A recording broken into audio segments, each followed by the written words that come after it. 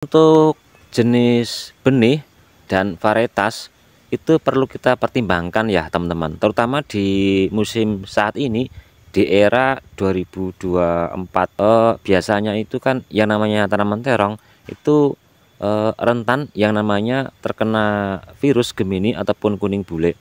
Maka saran saya gunakan jenis benih yang hibrida dan juga tahan virus ya teman-teman. Kalau kita pakai benih yang biasa ya katakanlah abal-abal lah ya, itu ya mungkin di awal tanam terlihat subur, namun di pertengahan umur jika terjadi serangan hama kutu-kutuan seperti kutu kebul, itu tanaman mudah yang namanya terkena virus Gemini atau bule ya teman-teman. Eman-eman wis ragate akeh arep panen tandurane bule kabeh mumet.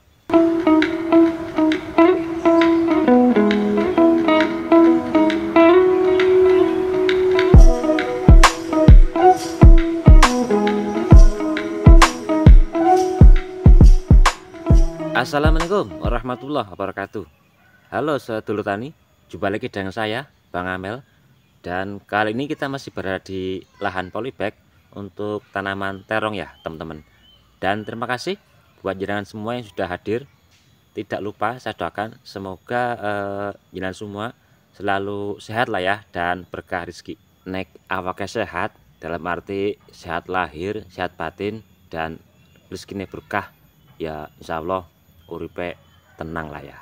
Dan untuk hari ini kita tidak ada kegiatan apa-apa ya teman-teman. Namun kali ini kita akan berbagi pengalaman dan sharing saja. Ya kayak judul lah, ada kayak bongkar rahasia tanaman terong supaya sehat, subur, lalu aman dari serangan jamur seperti bercak daun, busuk batang. Lalu yang paling mengerikan itu terjangkit yang namanya penyakit layu bakteri dan juga layu fusarium. Lalu supaya kondisi tanaman seperti daun itu bisa mulus ya teman-teman, terutama untuk kondisi tanaman di awal tanam ya teman-teman, yaitu di 1 hari setelah tanam sampai 10 hari setelah tanam, itu namanya di awal tanam. Dan kalau bisa untuk video kali ini jangan di skip ya teman-teman. Insya Allah untuk video kali ini full ilmu, full wawasan ya, walaupun hanya sedikit yang bisa jenengan ambil. Dan tidak usah berlama-lama, yuk kita bareng-bareng belajar.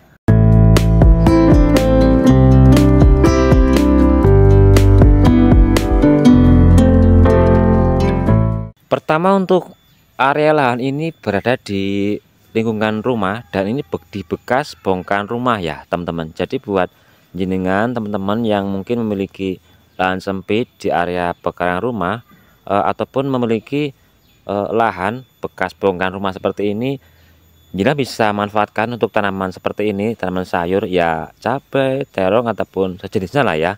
Jadi kita tidak harus mengandalkan lahan lepas seperti teman-teman petani kelas pro lah ya. Kemudian untuk menghasilkan tanaman yang sehat dan juga subur seperti ini ya teman-teman, yang perlu kita perhatikan adalah media tanam ataupun media lahan, terutama di polybag ya teman-teman.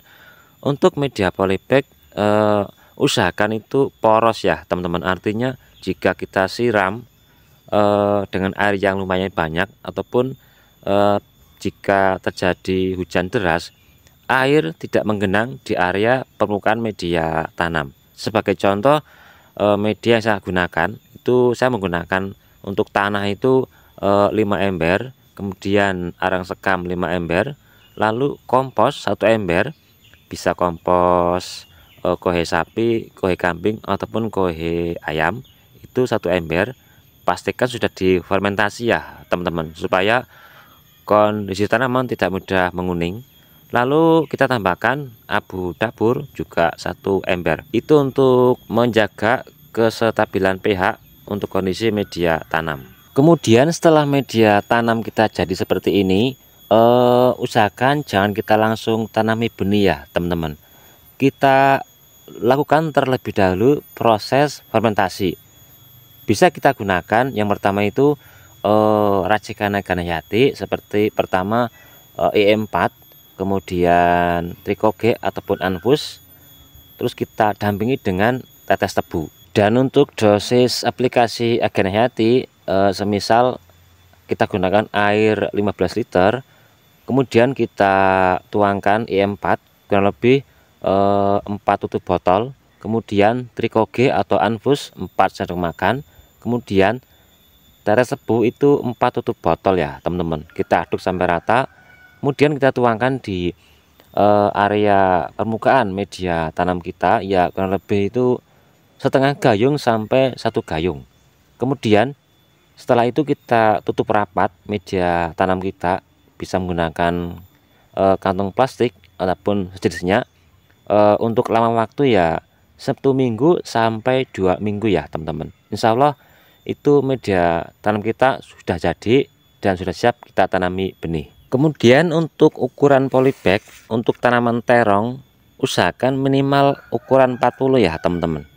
Lebih besar lebih bagus, misal 45 ataupun 50.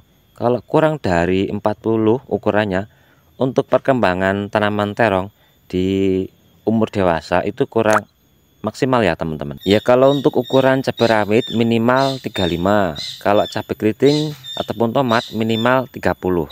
Kalau untuk terong itu minimal 40 ya teman-teman. Lebih besar lebih bagus. Kemudian setelah media tanam kita tata seperti ini secara rapi, usahakan kita impu atau kita timbun ya teman-teman, dengan ketinggian untuk polybagnya itu ya sekitar 10 sampai 15 cm lah ya, dengan bertujuan supaya akar tanaman di masa dewasanya tidak mengandalkan tanda nutrisi yang ada pada media tanam kita di polybag.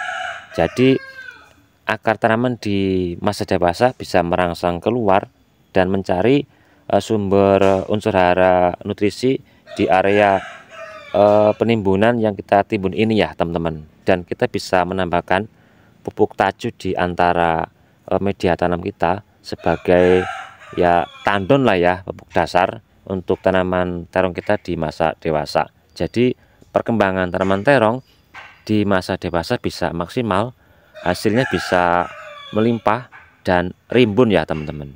Kemudian untuk jarak tanam yang ideal untuk tanaman terong di polybag kurang lebih minimal itu 50 cm ketemu as batang ya teman-teman, untuk sistem penanaman sejajar seperti ini. Kalau untuk kanan kiri ataupun persegi ya minimal itu 40 kali 60 dan maksimal bebas, tergantung kondisi luas lahan. Untuk jenis benih dan varietas itu perlu kita pertimbangkan ya teman-teman, terutama di musim saat ini di era 2024. Biasanya itu kan yang namanya tanaman terong itu rentan yang namanya terkena virus Gemini ataupun kuning bule. Maka saran saya gunakan jenis benih yang hibrida dan juga tahan virus ya teman-teman. Sebagai contoh seperti saya menggunakan varietas suplemen dari produk Cap 11, dan kalau yang lainnya ya kayak Hitavi, Yuvita itu kan tahan virus ya teman-teman. Kalau kita pakai benih yang biasa ya katakanlah abal-abal lah ya, itu ya mungkin di awal tanam terlihat subur, namun di pertengahan umur jika terjadi serangan hama kutu-kutuan seperti kutu kebul, itu tanaman mudah yang namanya terkena virus Gemini atau bule ya teman-teman. Eman-eman wis rakate akeh arep panen tandurane bule kabeh, mumet. Kemudian untuk di musim hujan biasanya tanaman terong ataupun yang lainnya itu mudah yang namanya terkena penyakit bakteri dan juga layu fusarium. Saran saya buat teman-teman semuanya yang mungkin masih pemula, jika saat aplikasi pupuk gunakan ataupun kita dampingi agen hayati yang kandungannya adalah mikroba dan juga spora ataupun bakteri positif, supaya apa, media tanam kita di polybag ataupun di lahan lepas itu akan selalu terjaga dari bakteri negatif yang akan mengakibatkan terjadinya pertumbuhan bakteri negatif. Biasanya itu menimbulkan penyakit layu bakteri dan juga layu fusarium. Ya, sebagai contoh, jenengan bisa gunakan E4 kita mix dengan Tricoge atau Anbus, kemudian tes tebu. Untuk dosis aplikasi ya misalkan air 15 liter. Untuk E4 kita gunakan 4 tutup botol, lalu Tricoge atau Anbus 4 sendok makan, kemudian tetes tebu 4 tutup botol. Kita aduk, kemudian kita aplikasikan untuk tiap-tiap batang tanaman kurang lebih 50 ml sampai 100 ml setiap kali aplikasi pupuk ya teman-teman, supaya tanaman kita aman dari serangan layu bakteri dan juga layu fusarium. Kalau saya kemarin untuk pendamping pupuk agen hati yang saya gunakan adalah itu POC dari produk Florawan ya teman-teman. Kalau yang lainnya semisal ya ini asam humat bisa mix dengan silika karbon, itu juga bagus. Kemudian untuk POC yang lainnya seperti Marolis, Megariso dan lainnya itu juga bagus. Kemudian untuk di musim hujan biasanya penyakit yang lainnya adalah bercak daun dan juga busuk batang ya teman-teman. Baik untuk tanaman terong, cabai, tomat yang lainnya itu biasanya penyakit seperti itu sering terjadi. Dan kemarin saya mencoba menggunakan untuk di awal tanam ini untuk fungisida saya menggunakan Kopside D7 dengan bahan aktif tembaga hidroksida. Kalau di musim kemarau saya biasa menggunakan antrakol, namun untuk di musim penghujan saya mencoba menggunakan dengan bahan aktif tembaga hidroksida. Lalu untuk pencegahan kutu-kutuan seperti kutu kebul dan juga hama trip, untuk di awal tanam kemarin saya mencoba menggunakan dari produk Ionic Plus botol hijau. Dan kalau untuk yang lainnya buat teman-teman bisa coba menggunakan Avidor itu dengan bahan aktif imidacloprid ya teman-teman, dan bisa kita aplikasikan seminggu 2 kali ya teman-teman, supaya kondisi tanaman terong kita itu tidak mudah yang namanya terjadi serangan hama kutu-kutuan seperti kutu kebul. Karena kalau tanaman terong kita telat dalam hal aplikasi penyemprotan, tanaman kita akan mudah terserang virus Gemini yang diakibatkan hama kutu kebul ya teman-teman. Kemudian supaya daun tanaman terong kita itu mulus, dalam arti kata bebas dari serangan hama serangga seperti belalang dan juga ulat, kita bisa menggunakan di awal tanam itu insektisida dengan berbahan aktif metomil. Kemarin saya menggunakan dari produk Dangke ya teman-teman, dan hasilnya seperti ini. Daunnya itu masih mulus dan bebas belalang dan juga ulat ya teman-teman. Wis kesel durung ndeleng video, nek kesel ngopi dhisik. Nek wis ngopi yo lanjut maning. Wis pokoke video kali ini full ilmu, full wawasan lah. Kemudian kita bahas lagi terkait masalah aplikasi pupuk ya teman-teman. Untuk aplikasi pupuk di awal tanam itu 1 hari setelah tanam, kemudian 5 hari setelah tanam, dan 10 hari setelah tanam. Untuk 1 hari setelah tanam itu kita jangan gunakan pupuk kimia terlebih dahulu ya teman-teman. Saran saya kita kontrol dulu agen hayati seperti yang tadi saya sampaikan, dengan bertujuan untuk melindungi akar tanaman kita yang baru pindah di lahan baru dari serangan bakteri negatif seperti jamur patogen ataupun jamur nematoda, sehingga pertumbuhan akar tanaman di awal tanaman bisa maksimal ya teman-teman. Lalu untuk pupuk di 5 hari setelah tanam, kita gunakan pupuk dengan kandungan unsur hara fosfat yang tinggi yang kita mix dengan boron ya teman-teman. Karena dengan kandungan fosfat yang tinggi dan juga boron itu akan membantu pertumbuhan ataupun perkembangan akar tanaman di awal itu bisa lebih maksimal. Jadi akar bisa lebih cepat berkembang dan pupus baru bisa cepat bermunculan. Sebagai contoh yang kemarin saya menggunakan Ultradak yang kita mix dengan kalbor ataupun kalsium boron.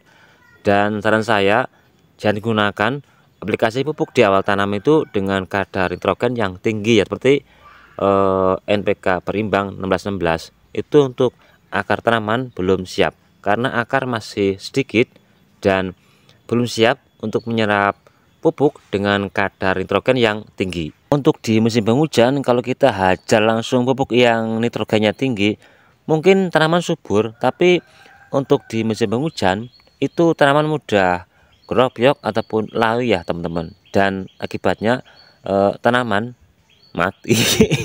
Dan hasil aplikasi pupuk yang tepat hasilnya seperti ini ya teman-teman, pertumbuhan stabil, tetap sehat dan juga subur, hijau royo-royo, dan tanaman itu tidak mudah ya namanya layu ataupun kerdil, dan tanaman pun itu sehat ya teman-teman. Mungkin seperti itu dulu ya teman-teman yang bisa saya sampaikan untuk video kali ini. Lambene wis kesel le ngomong, dan mudah-mudahan video kali ini bisa bermanfaat dan bisa menjadi inspirasi. Dan terima kasih buat jenengan yang sudah hadir, dan kita sambung di video berikutnya. Dan sukses lah ya selalu panjenengan.